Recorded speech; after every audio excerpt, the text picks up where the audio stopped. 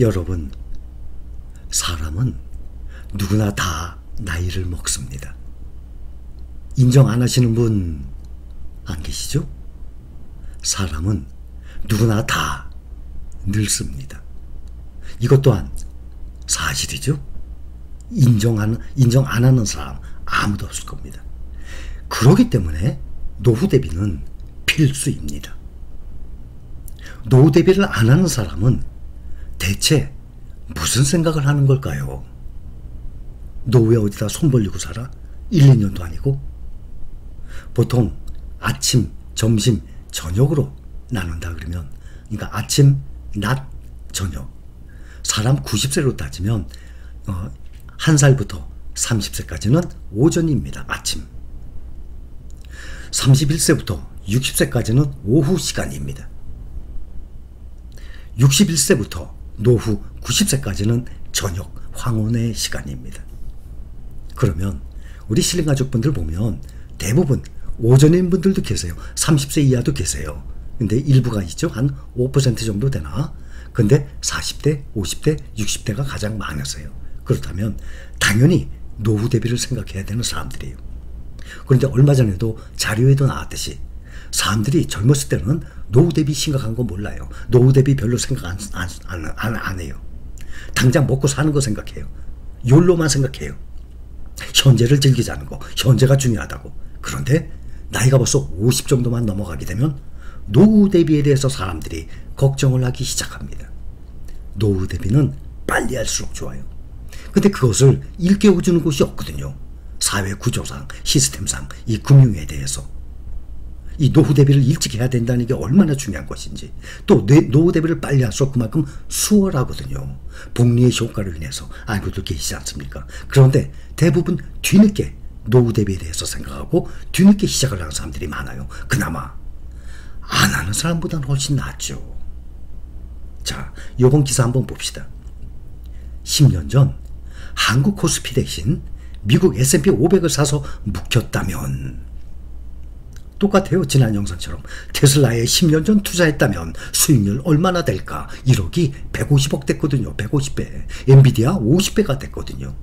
어마어마한 수익률이, 이건 국내 종목을 가지고는 아예 뭐 비교도 못하고 상상조차 못하는 수익률입니다. 세계 최고 수익률이니까. 오히려 TQQQ, SOXL 3배 레버리지보다도 더 높은 수익률을 나왔어요. 테슬라는. 그러니까 정말 특이한 케이스예요. 그렇다면 앞으로 안 오를 것 같습니까? 테슬라? 여러분들은 어떻게 생각하세요? 저는 앞으로 더 오른다고 생각합니다. 더 많이 올라간다고 생각합니다. 보통 국내 종목들과 뭐 미국의 이 종목들 비교를 하잖아요. 과거 10년, 앞으로 10년, 저는 앞으로 10년은 과거 10년보다 더 많이 차이가 난다고 생각합니다. 잘 나가는 종목들은 그만큼 더 많이 나가요. 매출 더 많이 올라가요. 그러니 뒤따라가기도 벅차죠.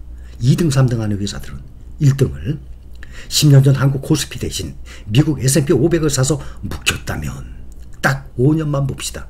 우리가 몇 번 봐왔던 것들이에요. 지금 많이 떨어진 상태죠. 5년간 S&P 500 76% 상승, 나스닥 100 110% 상승, 2배 아닙니까? 5년에 2배예요. 나스닥 또 필반나 5년이면 기본이 2배입니다. 우리는 현재 투자 중인 종목들이 5년 후 되면 여러분들 재산, 투자 재산 2배로 늘어날 것입니다. 그런데 코스피가 7% 아닙니까? 이것 또한 평균 S&P 500 나스닥과 비교하면 평균 14배 차이 나요. 국내 탑 50 종목, 해외 종목 15배 차이 났죠. 또 바로 전 영상에 국내 탑5, 미국 탑5 10년간 15배 차이 났죠. 지금 5년간의 S&P 500, 나스닥, 코스피 비교를 하면 평균 14배 차이 나요. 그러니 거의 비슷하게 15배 차이 나죠. 제가 나스닥 또 필반나 보통 보면 5년이면 2배 말씀을 드렸습니다. 10년이면 5에서 7배 말씀드렸어요. 거치로 투자해서 수익률이 분할로 매수하는 것보다 수익률이 좋다고 말씀드린 것은 이해를 대부분 하실 건데 이해를 못 하시는 분들이 계세요. 타이거 나스닥 100 보면 10,000원 시작해서 지금 77,000원 아닙니까? 그러니 77,000원 되는 동안에 계속 2만원, 3만원, 4만원 올라가는 동안 계속 월급 탈 때마다 분할 매수한 사람과 처음에 한꺼번에 100만원이고 1억이고 처음에 매수한 사람과 수익률은 처음에 거치식으로 매수한 사람이 더 이익인 거예요. 그런데 그것을 잘못 알고 있는 사람들은 예를 들어서 작년 말 꼭지였죠. 작년 말에 투자했는데 몇 달 만에 보니까 오히려 손해란 말입니다.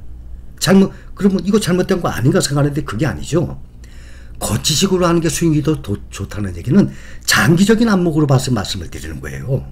1년, 2년 차이로 봐서 말씀드리는 게 절대 아니죠. 거치식으로 한꺼번에 매수해 두는 것이 수익률이 더 낮다 말씀드린 것은 적어도 10년을 봐야죠. 그거의 대표적인 종목이 바로 나스닥 100입니다. 나스닥 100을 보면 꾸준히 우상향하죠. 나스닥 100뿐만이 아닙니다. 현재 우리가 투자 중인 종목들 다 마찬가지입니다. 그것이 7년, 8년, 10년을 봤을 때 거치식으로 한꺼번에 넣는 사람이 수익률이 더 높은 거지. 3만원, 4만원, 5만원 올라갈 때도 계속 매수한 사람이 더 수익률이 높아요. 만원에 매수해둔 사람이 훨씬 수익률이 높죠. 근데 이것을 1년 내로, 몇 달 내로 이렇게 토막으로 내서 잠깐 단기간, 짧은 기간으로 본다 그러면 이렇게 요즘처럼 주가가 하락을 할 때는 오히려 더 손실을 보는 걸로 생각을 하고 있는 거죠. 그래서 이해를 잘 하셔야 됩니다. 거치식으로 넣을 분들은 10년을 보고 넣으시는 거예요. 당장 거치식으로 넣으면 수익이 더 좋다 그래서 거치식으로 넣었는데 지금 수익률 떨어진다고 생각하면 안 되죠. 왜 이렇게 짧게 보십니까? 그러면 거치식으로 한꺼번에 넣었으면 안 되는 거죠. 거치식으로 넣는 것은 장기적인 안목으로 앞으로 이것이 지금 2만원짜리 샀는데 앞으로 20만원, 10배 올라갈 거를 예상을 해서 앞으로 10년으로 보고 한꺼번에 사둔 것이지. 그러면 이거 2만원짜리가 20만원까지 올라가는 동안에 4만원, 5만원, 7만원, 10만원까지 계속 주가가 올라가도 월급 받는 사람들은 어차피 월급 받아야만 살 수 있기 때문에 거치식 돈이 없으니까 꾸준히 분할 매수를 하는 것이죠. 그러나 10년 장기적인 목표로 본다면 거치식으로 한꺼번에 산 것이 더 유리하다는 말씀이에요. 이해를 하시죠? 자, 이 표 하나 봅니다. 최근 10년 동안 가장 많이 오른 자산 올해 5월 기사예요. 그러니까 몇 달 전이죠. 10년간 S&P 500 14.3%, 서울 아파트 8.2%, 중국 상하이 지수 5.2%, 한국 코스피 5%, 금값 2.8%, 채권 2.6%, 전국 주택 2.2%, 예금금리 1.9%. 요즘에 금리가 올라서 다시 예금금리가 평균 한 3% 이상 나옵니까? 유가는 오히려 마이너스 상태입니다. 그런데 이것을 10년 동안 본 건데 2000년부터 2021년까지 그러면 한 22년간이죠. 비교를 해보면 결과가 달라져요. 오히려 금값이 가장 연평균 수익률이 높았어요. 그 다음이 서울 아파트, 그 다음이 S&P 500, 그 다음이 코스피와 S&P 500이 크게 차이가 안 났었어요. 그런데 앞으로 최근 10년간 보면 차이가 나죠. 앞으로 최근 5년간 10년간 앞으로 미래를 본다 그러면 제 생각에는 차이가 더 날 것이라고 생각이 듭니다. 그렇다면 2000년부터 2021년까지 금값이 연평균 9.4%로 가장 높았다 그러는데 2004년부터 18년간 수익률을 한번 보겠습니다. 2004년 11월부터예요. GLD 그러면 ETF 중에 금 ETF 중에 세계 최고 시가총액이에요. 가장 대표적인 금에 투자하는 ETF입니다. GLD가 3.7배 상승했습니다. 18년간 3.7배. SPY는 3.6배 비슷하죠. QQQ 나스닥은 8.5배 2배 이상이죠. SOXX가 8배. 그러니 나스닥과 피를 만나는 보통 SPY나 다른 종목들에 비해서 훨씬 월등히 수익률이 높다는 것을 알 수가 있어요. 근데 이 4 종목을 5년간을 본다 그러면 GLD 37% 가장 낮아요. 그 다음에 SPY 76%, 100%가 2배죠. QQQ 134%, SOXX 190%. 그러니 5년간만 투자해도 보통 100%면 2배니까 2배 이상의 수익률을 알 수 있습니다. 다시 한번 생각을 해봅시다. 사람은 누구나 나이를 먹는다. 사실이죠. 사람은 누구나 노인이 된다. 누구나 늙는다. 이것 또한 사실입니다. 노후 대비 그래서 필수 아닙니까? 하루세끼 밥을 먹습니다. 하루세끼 밥을 안 먹고 살 수 있습니까? 죽죠, 사람이.